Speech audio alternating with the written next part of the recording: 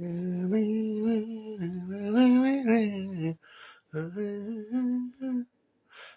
little girl, is your daddy home? Did he go and leave you all alone?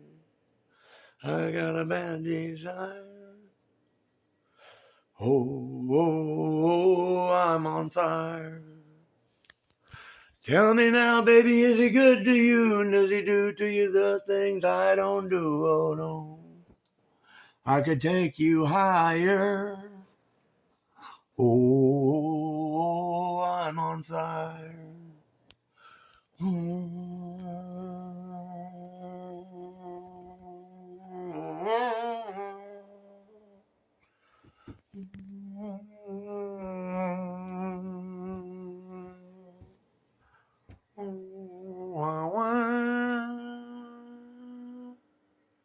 Sometimes it's like someone took a knife, baby, a G-Uncle, and cut a 6-inch valley through the middle of my soul.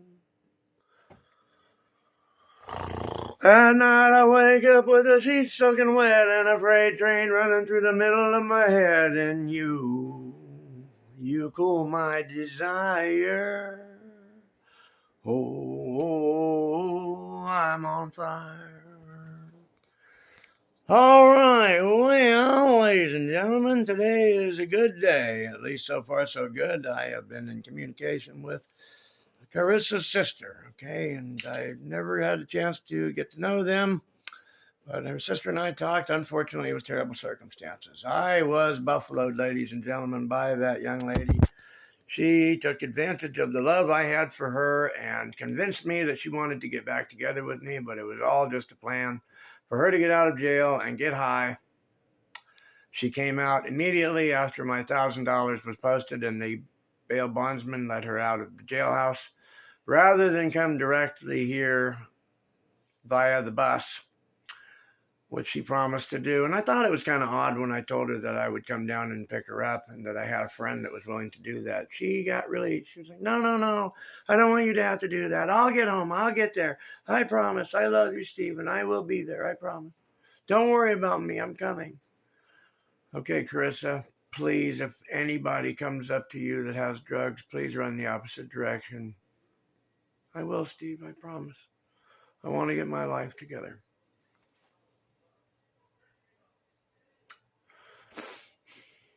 She ran straight out and got high and ended up in the emergency room because she overdosed.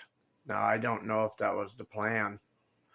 I hope that it wasn't. I hope that she is not so depressed right now that she was trying to kill herself.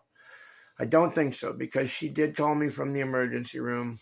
Okay, she had the nurse call me. They wouldn't let me talk to her directly, so the nurse was the middleman for the two of us. And Carissa said that she wanted me to come down and get her and to bring her home. She wanted that. She said she was sorry that she did the drug in the first place, and she was so sorry she, lied to me and she wanted to come home. Please come down. I couldn't get there.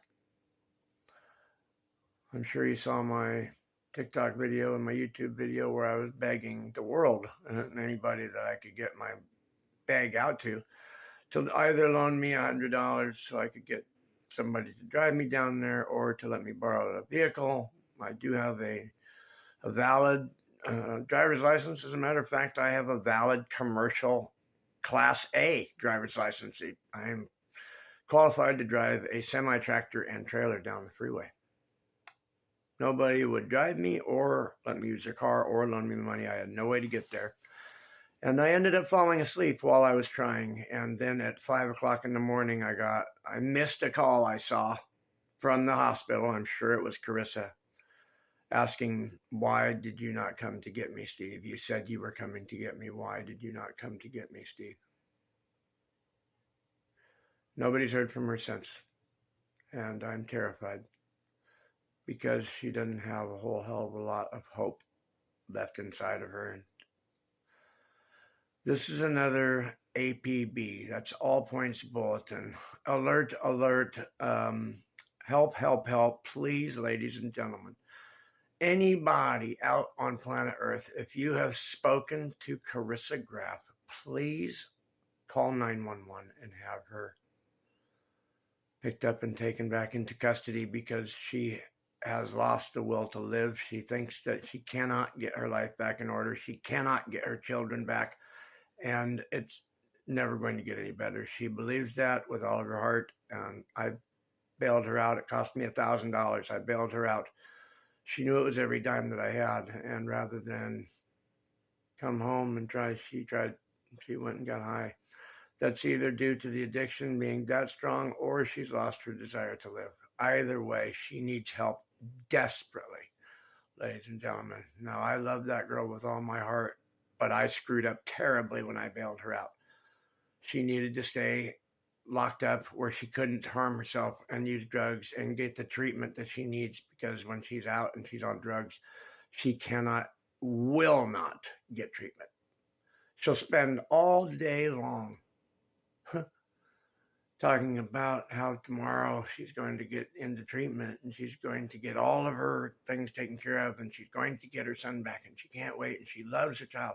But when she wakes up in the morning, she's a completely different person with completely different thoughts, and it's all bad. And there is no way that she can fight that off by herself. It's a demon, literally a demon. And it's going to take her life if she doesn't get help.